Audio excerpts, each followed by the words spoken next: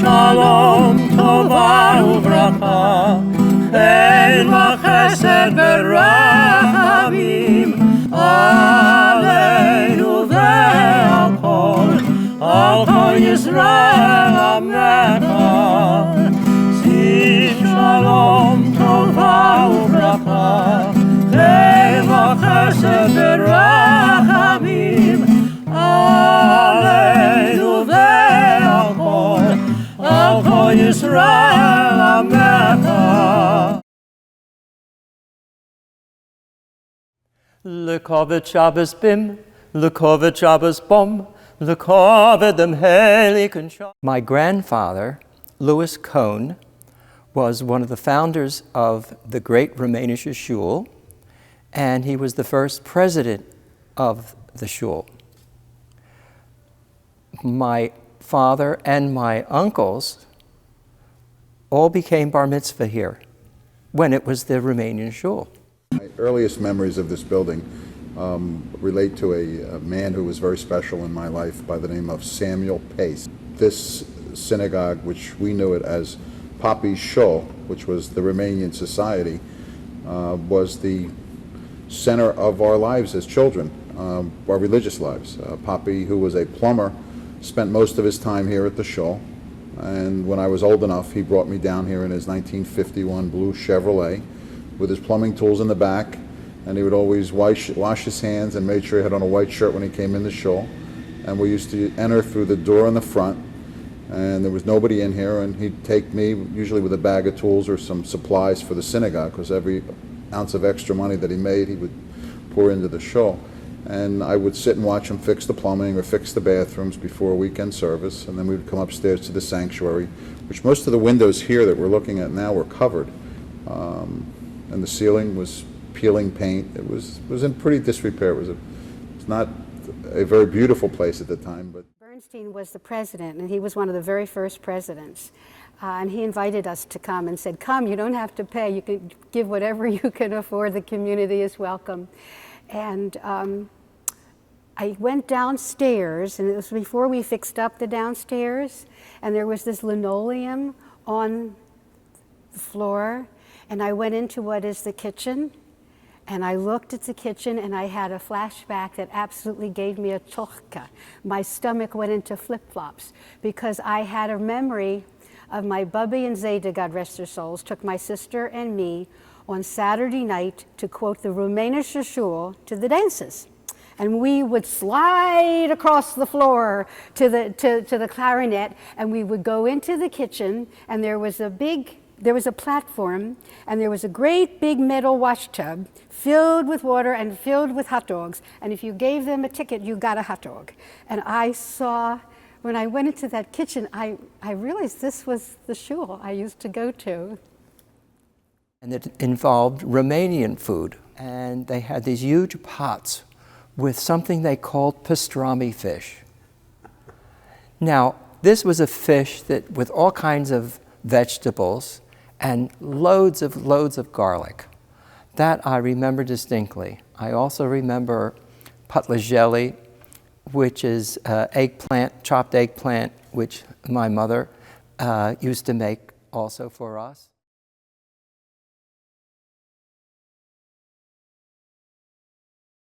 I'll give you a little history about the renovation. When the original 40 families took over the synagogue from the old Romanian congregation, the roof was leaking and the water poured in, and the floor was questionable whether it could even support a congregation. When we joined in 1971, Ivan Kane, of course, was the rabbi, and still young, as we all were then. Very dynamic, very intellectual. I was raised in the original Reconstructionist congregation, the Society for the Advancement of Judaism on the west side of Manhattan. My grandfather was a friend and great admirer of Mordecai Kaplan. In fact, my grandfather claimed he was a Reconstructionist in thought and spirit even before Kaplan came up with the idea. By the time I came along for my bar mitzvah in 1955, Kaplan was on the bima, but the head rabbi of the SAJ was Kaplan's son-in-law, Ira Eisenstein. Now jump ahead to 1972. Barbara and I have just returned to Philadelphia after 8 years in the Midwest. We discover that Ira Eisenstein is now in Philadelphia as president of the new Reconstructionist Rabbinical College. So the two of us got together with him fairly soon after we got back here, and inevitably, in the course of the conversation, Eisenstein said, "Have you thought about where you're going to join a synagogue?" And we said, "Well, I guess Beth Zion, Beth Israel, because it's just a few blocks away from us." We lived at 18th and Kennedy Boulevard. And I'll never forget, Eisenstein, sort of with a twinkle in his eye, waved his finger a little bit, and he said, that's not for you. I know the place for you. And that was Society Hill Synagogue. And of course, he was absolutely right. He was doing sermon dialogues when everybody else was preaching sermons. There were readings, there were new things being done, and it was a very creative and very vibrant, growing group. And I enjoyed the notion that I would be able to have congregants and budding seminarians at the same time. I had the great good fortune of having deep training at the Hebrew University and then at the University of Pennsylvania. And I wanted to have standards for learning Judaism. It was very important for me that people should be intellectually honest and that people should be sophisticated. And all of those things that the popular response was negative to, that I was too academic, that I was too highly educated and brought that into the congregation, was for me an opportunity. So I would spend half the week teaching people who were graduate students who had excellent undergraduate training in the liberal arts, and there would be no limit to the academic rigor with which we studied, even though their Hebrew, and in many cases Jewish background, was almost nil. And then dealing with people here in Society Hill, also people sophisticated, well-trained, many professionals, people who weren't professional as well, being interested in Judaism from a new point of view. That opportunity to learn myself and teach on the seminary level and then share those things to the extent that they could be adapted here on the congregational level were the things that were so attractive to me, and through those 33 years were fruitful. Ivan had his way. It was perhaps a little bit more academic, more cerebral, and it appealed to the congregation that was 40 or 50 years ago, not so much the congregation, not that the congregation is equally as bright and well-educated, but so just different times. Our synagogue wasn't, but Judaism was. I knew of somebody who was the president of a synagogue, conservative synagogue in New Jersey. The president of the synagogue always sat on the bima every Shabbos, but because she was a woman, she did not. Now that's sort of shocking, I assume, to tell you all this. So it was more avant-garde than it probably is today. I think the Hanukkah of the first year we were here, we always had Hanukkah parties, and while we had the parties, one of the women came out and said, any women here want to help make latkes in the kitchen? And I said, sure, I'll come in and help. And from that time on, I was cooking at the synagogue. It's more, and you know what, it's a lot of fun to cook hot latkes in the kitchen with the guys. With the guys. With the guys. Yeah, I'm very, very happy about that. And one of the best things about it, I hope you guys will agree too, is the thank you note that the play school students write with a picture of a latke that doesn't really look like. I'm sure it does, and then me, but it looks like Sorry? You can start. So we moved to Philadelphia right after we got out of school, our first jobs. and Bob was working at Wolf Block, which is basically a Jewish law firm, and he ran into a couple of people there who were avid members here. And we didn't really know anybody, so they said, "You've got to come over, you've got to see this great rabbi, this great community," and we started coming, and we've sort of been here ever since. At least to my recollection, there was a lot more intergenerational interrelationships and interaction. We got here and sort of had adopted grandparents and adopted parents, you know, people who were kind of, had that kind of relationship with us. And that was really nice for us when we didn't have our own family, especially. It was also kind of a magic moment, the first Rosh Hashanah that we came here. Second day of Rosh Hashanah, we had been called to open the Ark as smiling young faces. And an older guy came over to us and said, "Blacksburg, did I know your uncle? Or did I know your father or grandfather?" And it turned out Marvin Siegel had grown up with my uncle. Services were a little bit more formal with Rabbi Kane, and there wasn't as much variety. But there was certainly a lot of interaction with people, like the sermon dialogues were always very active. Lots of people participated.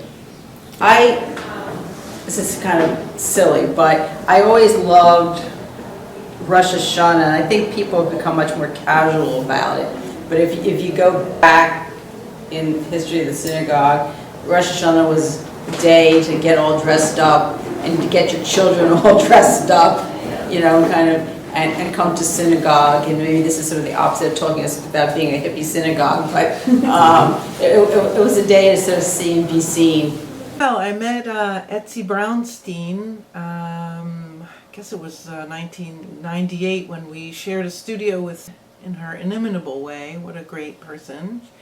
You know, the Ner Tamid was on my father-in-law's porch light.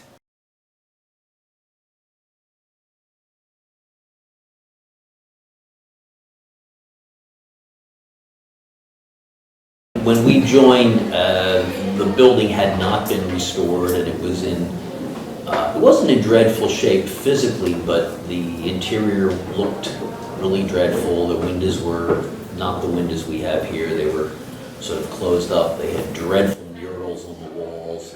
They were very controversial, those murals. Some people loved them, were very sad when they were painted over. They were dreadful.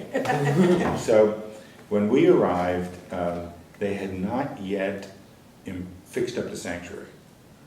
So the sanctuary had these pink walls.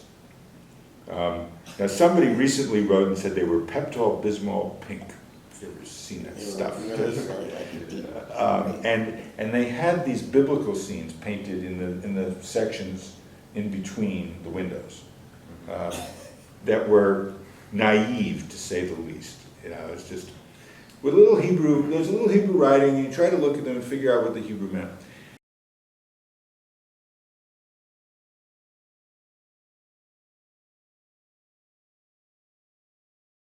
Now the spring fair began as what we called the Midi Fair, and everybody thinks that today that sounds like a very strange name. It goes back to when there were 3 different skirt lengths that women were wearing, and we had the real short mini skirts, and we had the real long down to the ankle maxi skirts, and then things in between were called midi skirts. So we figured, well, this is more than a mini fair, but it certainly isn't going to be huge, so we called it the Midi Fair, and it kept that name long after anybody remembered the origin, or almost anybody remembered the origin. I guess obviously some of us. I talk about the fair. That was a lot of fun because everyone participated. And so it's like, you know, think about maybe starting it again. It's great. It's great. Yeah, it's a lot of work, but it's fun. It's so much fun. It's something that just resonates like throughout the whole rest of the year, to see all the congregants out there kind of selling stuff and cooking and, you know, visiting and bringing the kids, and there were games and all kinds of stuff. So The fair for years, just because it was a good way to see everybody and get the community together. It's a nice activity. The money raised was less important than the spirit. What was the fair? It was a street fair that we held out in the courtyard. And it had, you know, people bake, you had bake sale, and you had a book sale, and you had somebody made falafel, or I don't know, some various foods, and they had some craft people there. It was sort of a mini street fair. I continue. The fair was fun, and in the years when the fair really worked, it was a really nice time to be together. So what was it like? The first thing that comes to mind was the junk. So people, it was like a garage sale in part, and people brought their old stuff. And one of our older members named Roger Bryan used to run the junk, and it took over the whole social hall. So there were tables lined up through the social hall with junk. And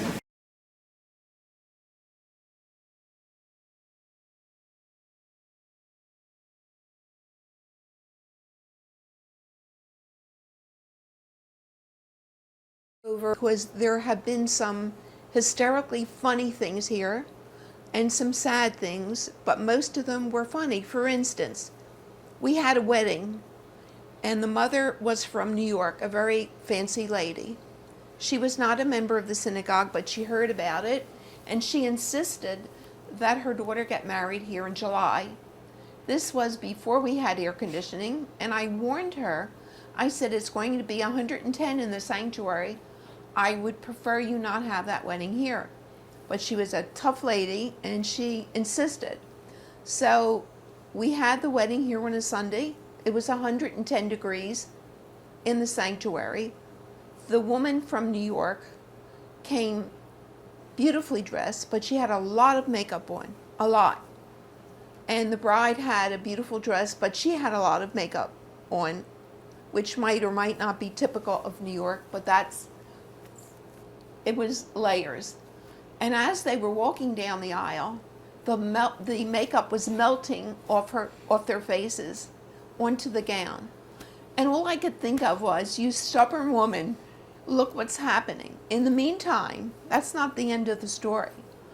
There was a very pregnant woman sitting on the back bench, very pregnant, and her water bag broke during the ceremony, and I really panicked. So I said, is there a doctor in the house? And the groom was a doctor.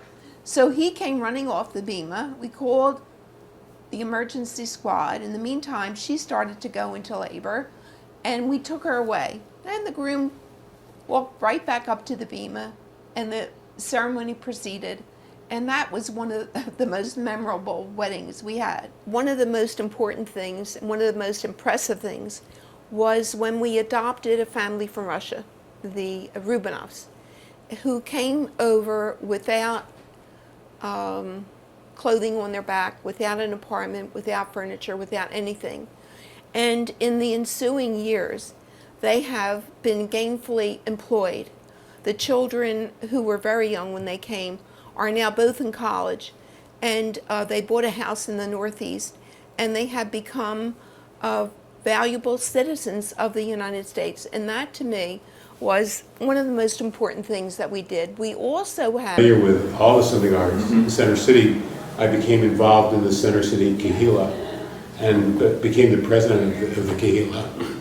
So I went around to the different synagogues and got to know them pretty well. This is the place where I felt most at home. I think this is the most welcoming synagogue in the city. It's the most welcoming synagogue I've ever encountered anywhere. And once upon a time there was a tavern where we used to raise a glass or two.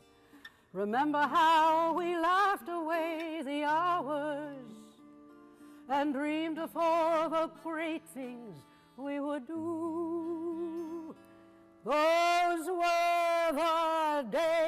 my friend, we thought they'd never end. We'd sing and dance forever and a day.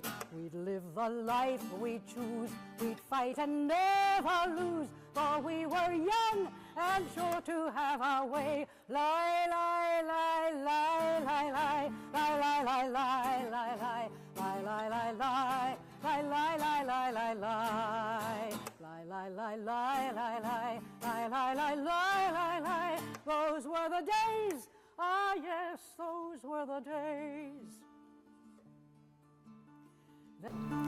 Then the busy years went rushing by us. We lost our starry notions on the way.